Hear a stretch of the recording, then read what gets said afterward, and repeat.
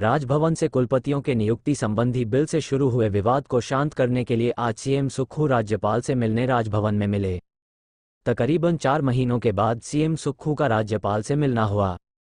बीते रोज ही राज्यपाल ने विश्वविद्यालयों के कुलपतियों की नियुक्ति संबंधी बिल को लेकर सरकार को आड़े हाथों लिया था और कहा था कि बिल राजभवन में नहीं है बल्कि सरकार के पास ही पड़ा है। ऐसे में कृषि मंत्री कुलपतियों की नियुक्ति नहीं होने पर राजभवन को गलत दोष दे रहे हैं।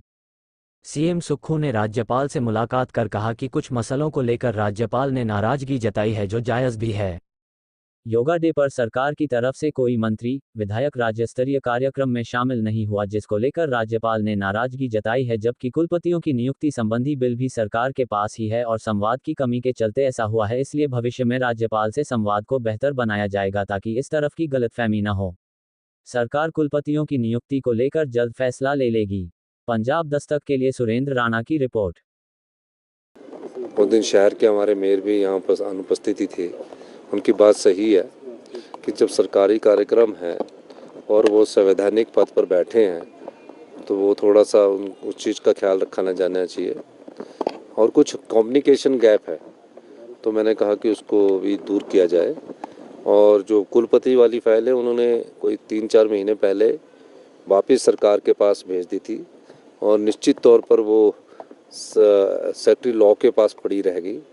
तो उसके बारे में भी उन्होंने मुझे कहा और जो हमारे बात थी उसमें मैंने उनको बोला कि भविष्य में चीज़ों का ख्याल रखा जाएगा। सभी विश्वविद्यालयों के कुलपति की नियुक्ति जल्द होगी, कब तक संभव है सर?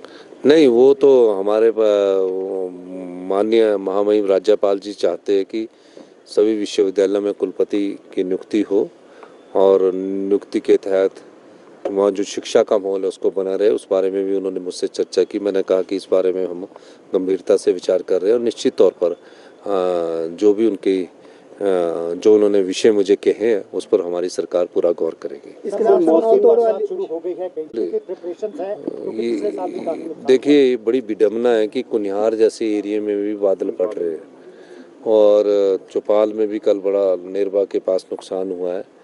तो इन चीज़ों से हमको सबक लेना है और मेरा सभी हिमाचल की जनता से ये अनुरोध है कि जब बरसात का मौसम शुरू होगा तो नदी नालों के किनारे नहीं जाना है, क्योंकि कहीं भी अचानक नदी और नालों में एकदम पानी बादल फटने से बढ़ जाता है और अंदाज़ा भी नहीं होता और वो नुकसान जीवन को कर जाती है। तो हम इस बारे में हमने एहतियात बरतने की मैं जनता से अपील करता हूँ और हमारी जो डिजास्टर एरिया है उसकी एक मीटिंग हो चुकी है और निश्चित तौर पर भविष्य में पिछली साल की तरह आपदा ना आए, भगवान से यही प्रार्थना करते हैं।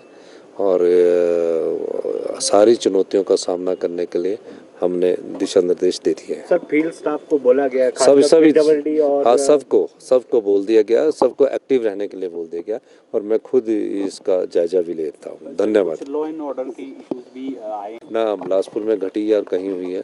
हमने तो कहा कि कानून के तहत अपना काम करेंगे और ऐसी घटनाओं का सरकार निंदा भी करती है, चाहे वो किसी भी पार्टी से जुड़े कोई लोग क्यों ना हो।